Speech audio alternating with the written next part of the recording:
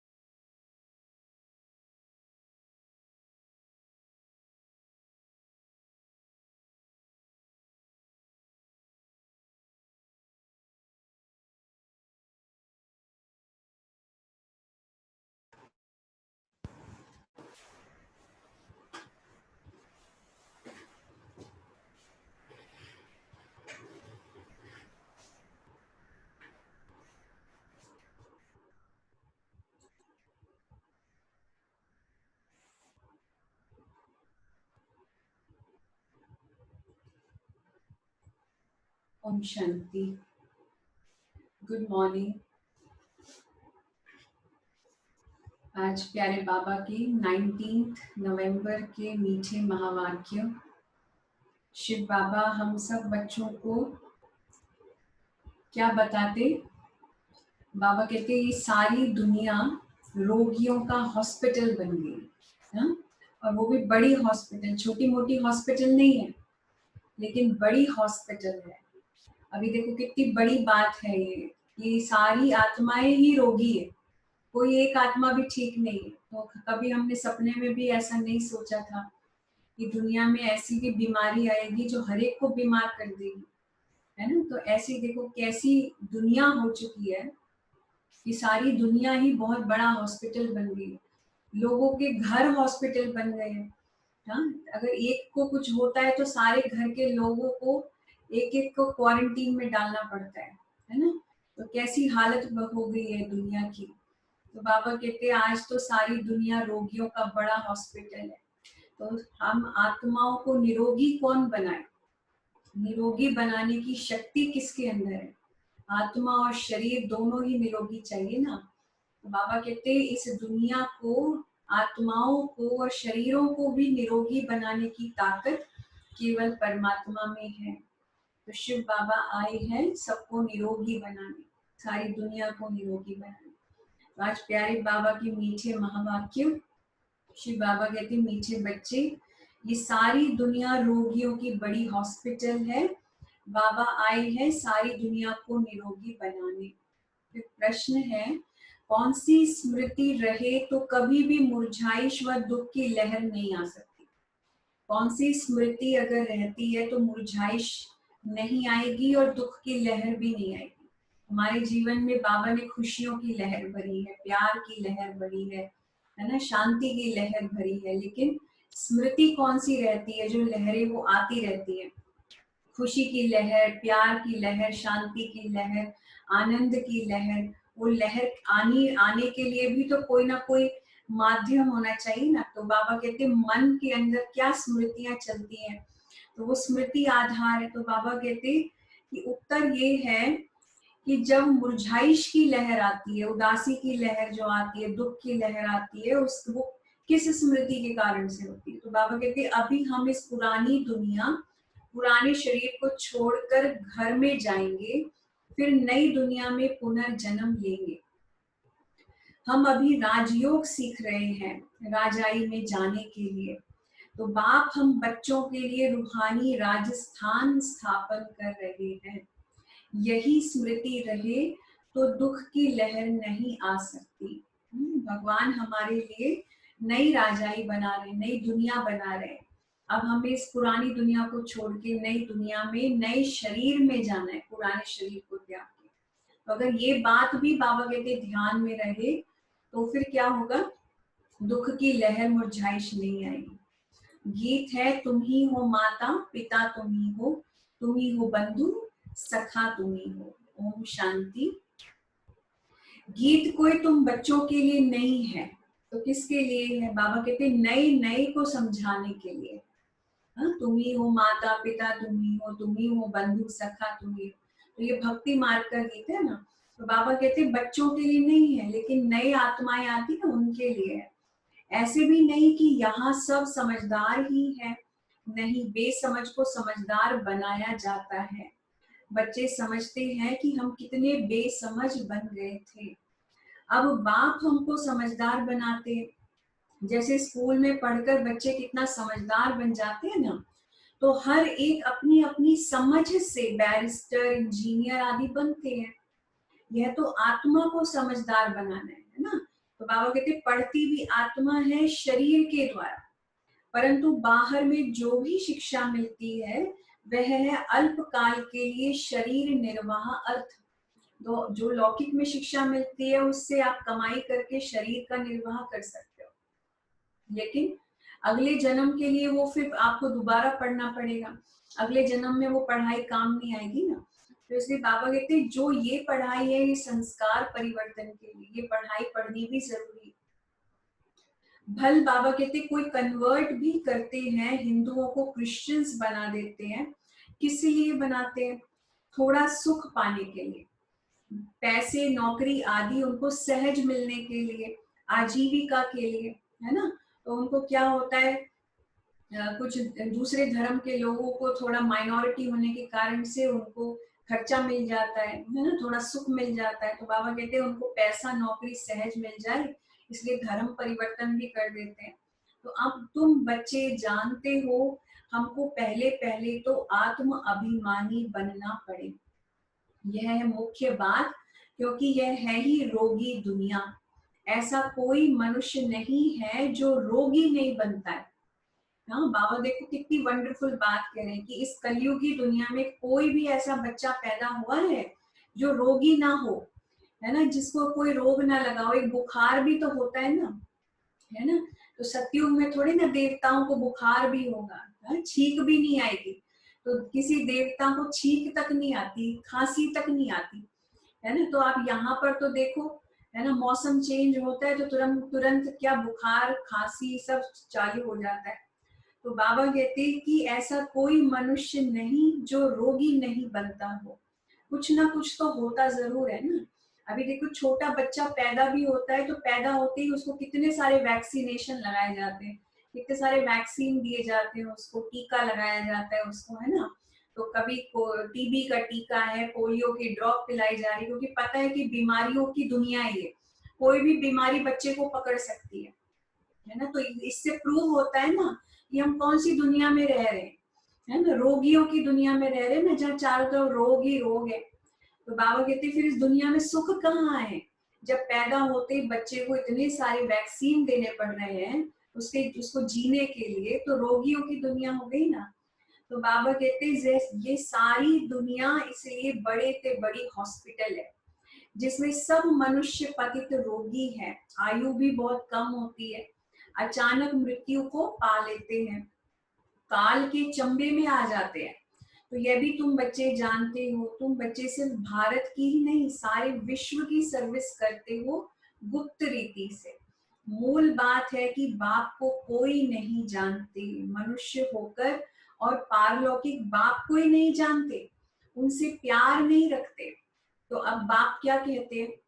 बाप कहते हैं मेरे साथ प्यार रखो, मेरे साथ प्यार रखते रखते तुमको मेरे साथ ही वापस चलना है। मेरे से प्यार करोगे तो मेरे साथ वापस जाओगे।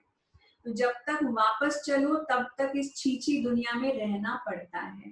तो पहले पहले तो देह अभिमानी से देही अभिमानी बनो, तब तुम धारणा कर सकते हो और बाप को याद कर सकते हो। समझे? देह अभिमानी से देही आत्म अभिमानी बनो तो बाबा को भी याद कर सकते हो।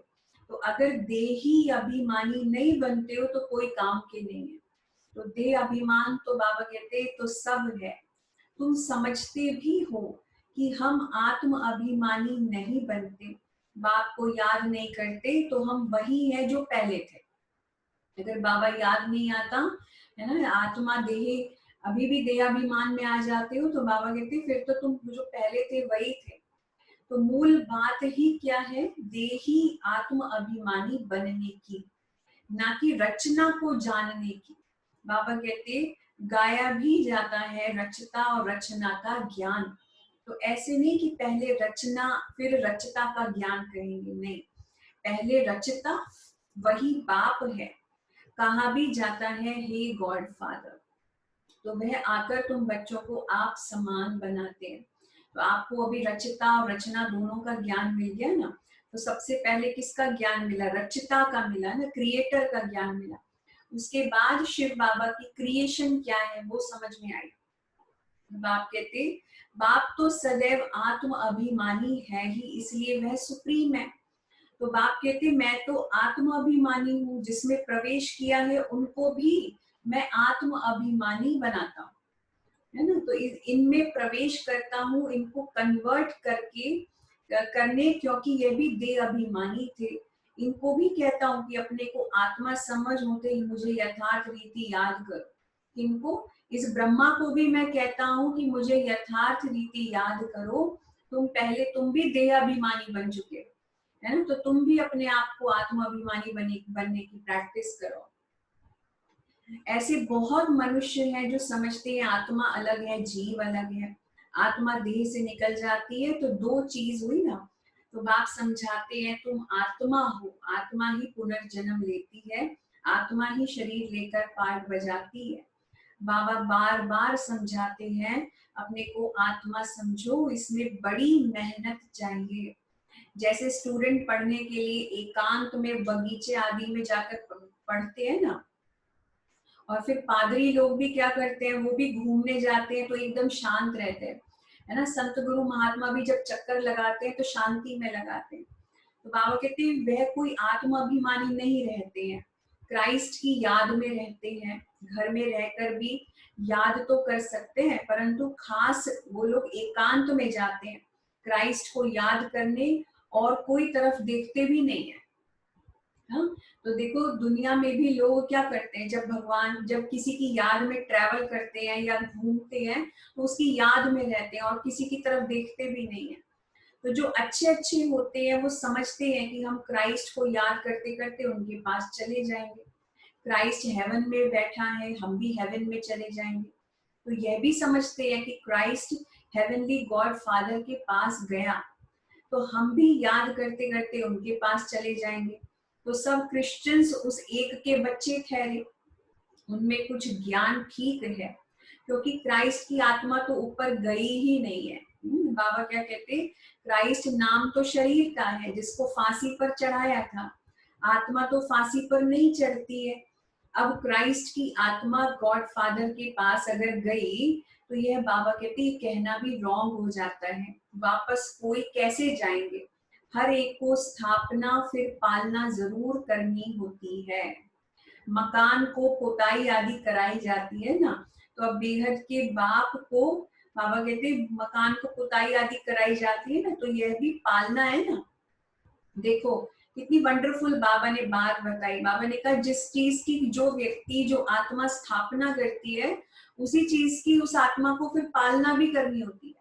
ये तो स्थापना पालना का काम दोनों ही उस आत्मा के जिम्मे होता है, जिम्मेदारी होती है। तो जैसे जो भी धर्म की स्थापना हुई, जिन आत्माओं ने उन धर्मों की स्थापना की, तो वो आत्माएं उसकी स्थापना करके कहीं जा नहीं सकती, उस धर्म को पालना भी तो देनी है ना उन आत्माओं को। इसलिए वो आत्माएं क्या करती, शरीर छोड़ के फिर से उसी धर्म में जन्म लेती है, और फिर उस धर्म में ही वो एक बड़े पद के ऊपर उस धर्म को संभालती है, उसको पालना देने का काम करती है ना। तो वो आत्माएं कहीं जाती नहीं है। तो बहुत लोग सोचते हैं कि वो आत्माएं तो चली गई, क्राइस्ट की आत्मा जो है वो तो भगवान के पास चली गई, गौतम बुद्ध की आत्मा वो भी निर्वाण चली गई, है ना। ऐसे गुरु नानक की आत्मा भी चली गई। तो सब आत्माएं यही है, कोई कहीं नहीं गई। अपने अपने धर्मों की वो आत्माएं पालना कर रही हैं।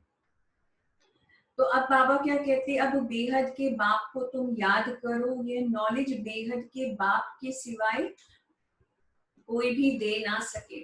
अपना ही कल्याण करना है, रोगी से निरोगी बनना है। यह रोगियों की बड़ी हॉस्पिटल है।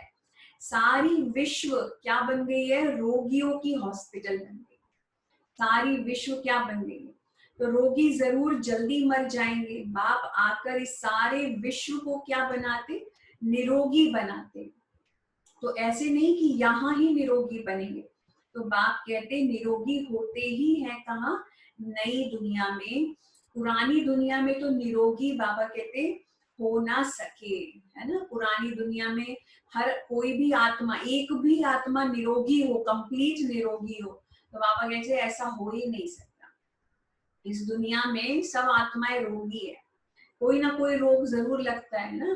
तो बाबा कहते यह लक्ष्मी नारायण क्या है, निरोगी, वाइसलेस, एवर हेल्दी है। तो वहां क्यों, क्योंकि आयु भी बड़ी होती है। रोगी जो होते हैं वो विशस होते हैं, वाइसलेस रोगी नहीं होते। बाबा कहते वह है ही संपूर्ण निर्विकारी दुनिया। तो बाप खुद कहते हैं इस समय सारी विश्व और खास भारत क्या है, रोगी है। तो तुम बच्चे पहले पहले निरोगी दुनिया में आते हो, निरोगी बनते हो याद की यात्रा से। याद से तुम चले जाएंगे अपने स्वीट होम। यह भी एक यात्रा ही तो है, आत्मा की यात्रा है, बाप परमात्मा के पास जाने की यात्रा है। तो यह है स्पिरिचुअल यात्रा। तो आप सब ये यात्रा करते हैं, तो यह अक्षर देखो कोई समझ नहीं सकेंगे स्पिरिचुअल यात्रा कौन सी होती है, कैसी होती है, कैसे की जाती है। तो ये तो हम बच्चे जानते हैं ना, कि अपने आप को आत्मा समझ बुद्धि से बाबा को याद करना। तो तुम भी नंबरवार जानते हो परंतु भूल जाते हो। मूल बात है यह, समझाना भी बहुत सहज है, परंतु समझाए वह जो खुद भी रूहानी यात्रा पर हो। खुद होगा नहीं तो दूसरे को बताएगा तो तीर नहीं लगेगा, है ना। जो खुद बाबा को याद नहीं करता होगा, उस बाबा कहते वो किसी और को क्या समझा सकता है। तो सच्चाई का इसमें जौहर चाहिए, तो मन भी सच्चा चाहिए। इसके लिए हम बाबा को इतना याद करते हैं जो बस, हाँ बाबा कहते स्त्री पत्नी को कितना याद करती है। यह है पतियों का भी पति, शिव बाबा पतियों का भी पति, बापों का भी बाप, और गुरुओं का भी गुरु। समझे। तो बाबा कहते गुरु लोग भी उस बाप को ही तो याद करते हैं। क्राइस्ट भी बाप को ही याद करते हैं, परंतु उनको कोई जानते नहीं है कि ये पिता है कौन सा, ये शिव पिता कौन सा पिता है, कैसा दिखता है, उसको जानते नहीं है। तो बाप जब आए तब आकर अपनी पहचान देवे। तो जब तक शिव बाबा अपना सिंहासन छोड़ के नहीं आएगा तो किसको पता चलेगा कि वो कैसा है। भारतवासियों को ही बाप का पता नहीं है, तो औरों को कहाँ से मिल सकता है। बाबा कहते विलायत से भी यहाँ आते हैं योग सीखने के लिए। दुनिया में भारत की जो महिमा है वो क्या है, भारत जो है वो भक्ति प्रधान देश है। तो अगर योग सीखना है, भक्ति सीखनी है, डिवोशन सीखना है ना, और निरोगी बनना है, तपस्या करनी है, तो दुनिया भर की आत्माएं, है ना, भगवान को ढूंढने के लिए कहाँ आती है, भारत में ही आती। भारत के हिमालय, भारत की संस्कृति, भारत की भक्ति, वो सब भारत के वेद, वेद शास्त्र, भारत के पुराण, जो जो हमारे शास्त्रों में भी जो बातें लिखी है वो और किसी शास्त्र में नहीं मिल सकती। तो बाबा कहते ये सब भारत की संस्कृति और भारत की प्राचीन धरोहर है, जो केवल भारत में ही मिलेगी और कहीं नहीं मिलेगी। इसलिए दुनिया भर से लोग यहाँ आते हैं। क्या समझते हैं कि प्राचीन योग भगवान ने सिखाया, यह है भावना। तो बाप समझाते हैं सच्चा सच्चा योग तो मैं ही कल्प कल्प आकर सिखलाता हूँ एक ही बार। तो इसका मतलब क्या हुआ कि जब भारत को ये इतनी बड़ी महिमा, इतना बड़ा नामाचार भारत को मिला है, इसका मतलब भगवान का अवतरण होता कहाँ है, भारत में ही होता है। तो बाबा कहते मुख्य बात है अपने को आत्मा समझ, बाप को याद करो, इसको ही रूहानी योग कहा जाता है। बाकी सबका है जिस्मानी योग। अगर ब्रह्म से योग रखते हैं तो वो कौन सा योग है? जिस्मानी योग ही है। तो वह भी तो बाप नहीं है ना, वह तो महतत्व है, रहने का स्थान है। तो राइट तो एक ही बाप है। कुछ लोग किससे योग रखते हैं? ब्रह्म तत्व से योग रखते हैं। तो वो तो घर है, घर में घर के साथ योग थोड़ी ना होता है, घर में रहने वालों के साथ योग होता है। तो घर में कौन रहता है? शिव बाबा रहता है। तो बाबा कहते हैं मेरे साथ योग होना चाहिए। एक बाप को ही सत्य कहा जाता है। वह भी भारतवासियों को पता नहीं है कि बाप ही सत्य कैसे है। वही सचखंड की स्थापना करते हैं। सचखंड और झूठ खंड। तो तुम जब सचखंड में रहते हो तो वहां रावण राज्य ही नहीं होता। आधा कल्प के बाद रावण राज्य और झूठ खंड शुरू होता है। तो सचखंड पूरा सतयुग को कहेंगे और झूठ खंड किसको कहेंगे? बाबा कहते हैं झूठ खंड पूरा का पूरा कलयुग को कहेंगे, और वो भी कलयुग का अंत। कलयुग में भी जो कलयुग का अंतिम समय जो अब चल रहा है, ये इस समय पूरी दुनिया झूठी दुनिया हो जाती है। तो अभी तुम संगम युग पर बैठे हो, ना इधर हो ना तुम उधर हो, है ना तुम कलयुग में हो ना तुम सतयुग में हो। तो तुम ट्रैवल मतलब यात्रा कर रहे हो। आत्मा ट्रैवल कर रही है, शरीर नहीं। क्यों हम ट्रैवल क्यों कर रहे हैं? क्योंकि हम याद की यात्रा से कलयुग का छोर छोड़ के सतयुग की तरफ जा रहे हैं, तो इसलिए हम यात्रा कर रहे हैं। तो बाप आकर के यात्रा करना सिखलाते हैं। यहाँ से वहां जाना है ना। हम सबने छोड़ दिया ना, कलयुग के किनारे सबने छोड़ दिए या अभी भी किनारे पकड़ के रखे कलयुग के? तो तुमको बाबा कहते हैं ये सब सिखलाते हैं। वो लोग फिर स्टार्स, मून आदि तरफ जाने की ट्रैवल करते हैं। तो अभी तुम जानते हो उनमें कोई फायदा नहीं है। इन चीजों से ही सारा विनाश होना है। बाकी जो भी इतनी मेहनत करते हैं सब व्यर्थ है। तो तुम जानते हो हम सब चीजें, ये सब चीजें साइंस से बनती है, वह भविष्य में तुम्हारे ही काम आएंगी। ये ड्रामा बना हुआ है। बेहद का बाप आकर के पढ़ाते हैं तो कितना रिगार्ड रखना चाहिए। टीचर का वैसे भी बहुत रिगार्ड रखते हैं ना। तो टीचर फरमान करते हैं, क्या फरमान करते हैं? अच्छी रीति पढ़कर पास हो जाओ, है ना। अगर फरमान को नहीं मानेंगे तो नापास हो जाएंगे। तो बाप भी कहते हैं तुमको पढ़ाते हैं विश्व का मालिक बनाने के लिए। यह लक्ष्मी नारायण मालिक है, भल प्रजा भी मालिक है, परंतु दर्जे तो बहुत होते हैं ना, सबकी पोजीशंस अलग अलग है। भले ही सतयुग में प्रजा भी मालिक ही है, लेकिन पोजीशंस तो अलग अलग होते हैं। भारतवासी भी सब कहते हैं ना कि हम मालिक हैं। गरीब भी भारत का मालिक अपने को समझेगा, परंतु राजा और उनमें फर्क कितना है? नॉलेज से मर्तबे का फर्क हो जाता है ना। तो नॉलेज में भी बाबा कहते होशियारी चाहिए, पवित्रता भी जरूरी है, तो हेल्थ और वेल्थ भी चाहिए। स्वर्ग में सब है ना। बाप एम ऑब्जेक्ट समझाते हैं दुनिया में, और कोई की बुद्धि में यह एम ऑब्जेक्ट बाबा कहते होगी नहीं। क्या समझे? दुनिया में और कोई की बुद्धि में यह एम ऑब्जेक्ट होगी नहीं। तुम फट से कहेंगे हम यह बनते हैं, सारे विश्व में हमारी राजधानी होगी। यह तो अभी पंचायती राज्य है ना। सारे विश्व में हमारी राजधानी होगी। यह तो अभी कौन सा राज्य? पंचायत का राज्य है। पहले थे डबल ताजधारी, फिर एक ताज, और अभी 9 ताज, 0 ताज हो गया, है ना। तो बाबा कहते पंचायती राज आ गए ना, पंचायत बनने लग गई। तो पंचायत में पंच जो होता है वो राजा होता है ना, बड़ा होता है। लेकिन पहले तो राजा ही थी, तो राजा बड़ा होता था। तो बाबा कहते हैं कि पहले तुम डबल ताजधारी थे, तुम्हारे पास 2 ताज थे, प्योरिटी का ताज और रतन जड़ित ताज। फिर एक ताज हो गया द्वापर और कलयुग की शुरुआत में, जब तुम राजा थे। तो फिर अब तुम्हारे पास वो ताज भी चला गया। तो बाबा ने मुरली में कहा था, यह भी चित्र हो, डबल सिरताज राजाओं के आगे सिंगल ताज वाले माथा झुकाते हैं। तो अभी बाप कहते हैं मैं तुमको राजाओं का भी राजा, कलयुग और द्वापर युग के जो राजा हैं वो भी तुम्हारे सामने झुकेंगे। तो तुम्हें राजाओं का भी राजा डबल सिरताज बनाता, तो वह है अल्पकाल के लिए और यह है 21 जन्मों के लिए। तो कलयुग और द्वापर युग में जो राजा बनेंगे वो थोड़े समय के होते हैं, लेकिन बाबा कहते तुम्हें वहां पे सतयुग त्रेता में 21 जन्मों की राजाई प्राप्त होती है। तो पहली मुख्य बात है पावन बनने की। बुलाते भी हैं कि आकर पतित से पावन बनाओ, तो ऐसे नहीं कहते कि राजा बनाओ।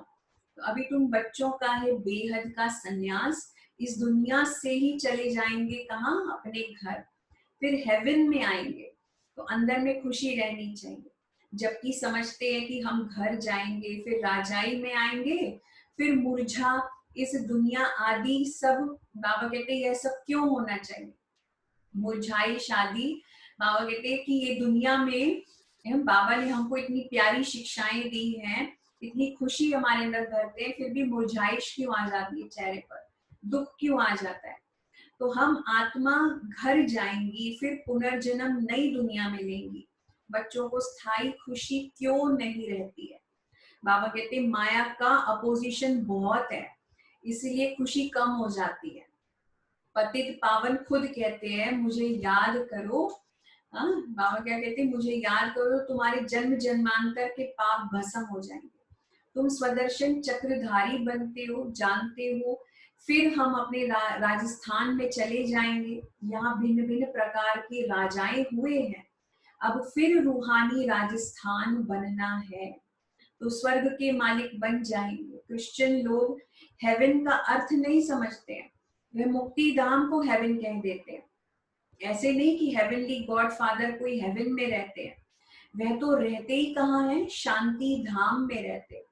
तो अभी तुम पुरुषार्थ करते हो पैराडाइज में जाने के लिए, यह फर्क बताना चाहिए। गॉड फादर है मुक्ति धाम में रहने वाला, हेवन नई दुनिया को कहा जाता है। बाबा कहाँ रहते, गॉड फादर परम धाम मुक्ति धाम में रहते, ना कि हेवन में रहते। हेवन में वो हमको भेजते हैं, तो फादर ही आकर के पैराडाइज स्थापन करते हैं। तुम जिसको शांति धाम कहते हो उनको वो लोग क्या समझते हैं, हेवन समझते हैं। तो ये सब बाबा कहते समझाने की बातें हैं। बाप कहते नॉलेज तो बहुत सहज है, ये है पवित्र बनने की नॉलेज, मुक्ति जीवन मुक्ति में जाने की नॉलेज, जो बाप ही दे सकते हैं। जब किसको फांसी दी जाती है तो अंदर में यही रहता है ना, क्या रहता है, फांसी दी जाती है कि हम भगवान के पास जाते हैं।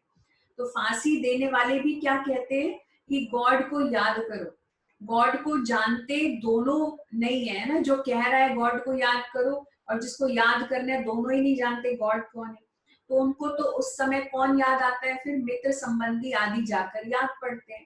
तो गायन भी है ना, अंतकाल जो स्त्री सुमरे सिमरे, हाँ हाँ, वैश्य योनि वलवल उतरे।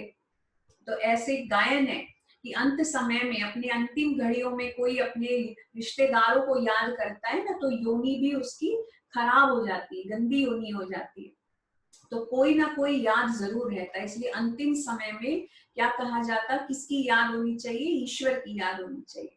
सतयुग में ही मोह जीत रहते हैं, वहां जानते हैं कि एक खाल छोड़ी तो दूसरी ले लेंगे, वह याद करने की दरकार नहीं है। इसलिए कहते हैं दुख में सिमरन सब करे, सुख में करे ना कोई, है ना।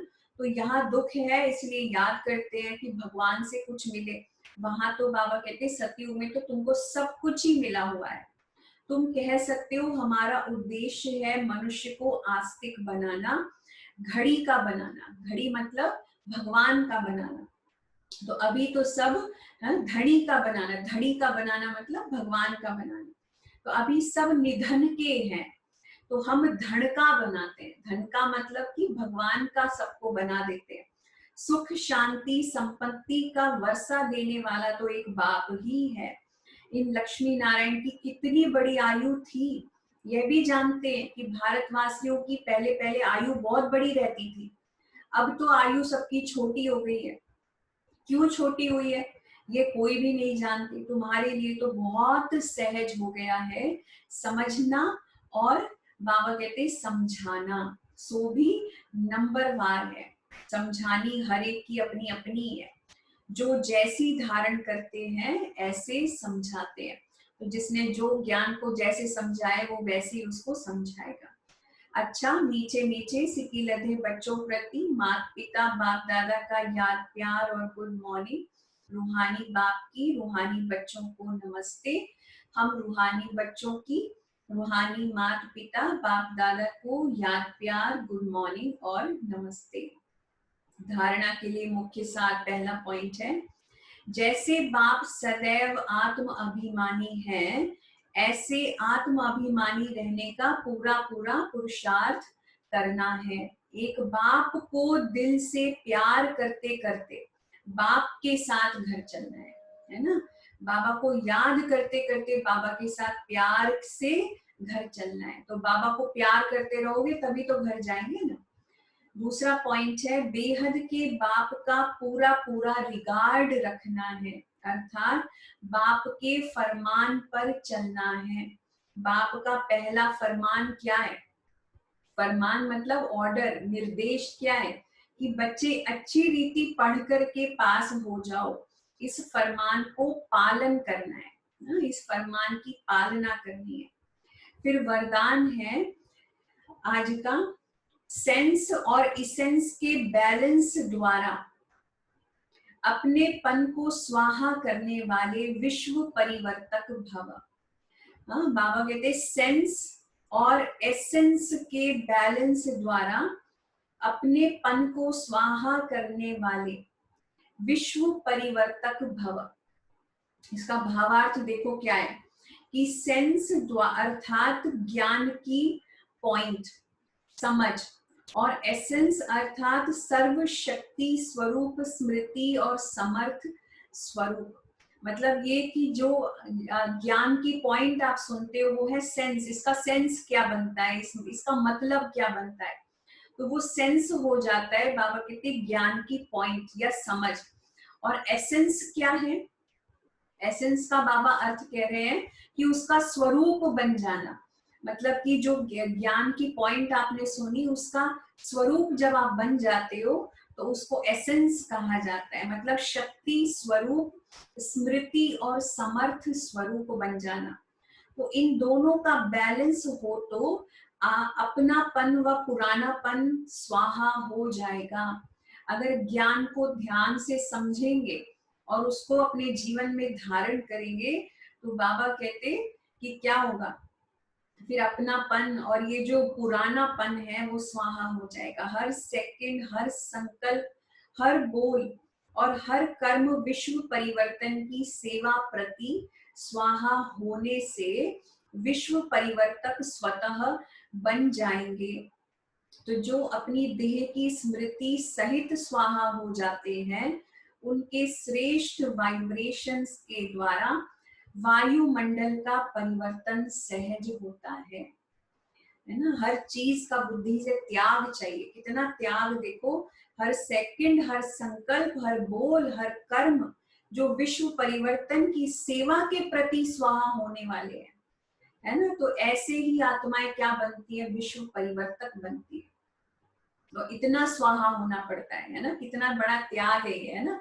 त्याग भी कम नहीं है। तो बाबा कहते इतनी आसानी से राजाई तो नहीं मिलेगी ना, तो बहुत त्याग करना पड़ता है इसमें। स्लोगन कौन सा है? बाबा कहते कि आज का जो स्लोगन है, प्राप्तियों को याद करो तो दुख वह परेशानी की बातें भूल जाएंगी। प्राप्तियों को याद करो तो दुख व परेशानी की बातें भूल जाएंगी। कौन सी प्राप्तियां? हमें इस संगम युग पर हम आए तो बाबा से हमें क्या क्या, जब से बाबा मिला, जिस समय मिला, इससे मिला, चाहे आपको एक दिन ही क्यों ना हुआ हो, एक महीना हुआ हो, एक साल हुआ हो, है ना, कि जितना भी समय हुआ बाबा से क्या प्राप्ति हुई। तो कितनी आत्माओं को तो एक दिन में, एक सेकंड में प्राप्ति हो जाती है। एक सेकंड में जैसे सब कुछ मिल जाता है। तो बाबा से जो मिला, बाबा कहते प्राप्तियों को याद करोगे तो कभी भी दुख व परेशानी की बातें याद नहीं आएंगी। परेशानी की बातें फिर भूल जाएंगे। और अभी तक भी अगर दुख परेशानी की बातें याद रहती है तो इसका मतलब क्या है कि बाबा से कुछ प्राप्ति नहीं हुआ। अभी भी पुरानी बातें लेकर के अगर अभी भी रोना आता है, अभी भी दुख महसूस होता है पुरानी दुनिया की बातें, पुराने समय की बातों को याद करके, तो है पुराने लोगों के साथ अभी भी मनमुटाव रहता है, तो बाबा से इसका मतलब कुछ मिला ही नहीं, कुछ सीखा ही नहीं। तो इसलिए कभी भी पुरानी बातों का सिमरन अब नहीं करना चाहिए, है ना। क्योंकि सबको बाबा ने क्या किया, सारी दुनिया को परिवर्तित कर रहे हैं ना आप।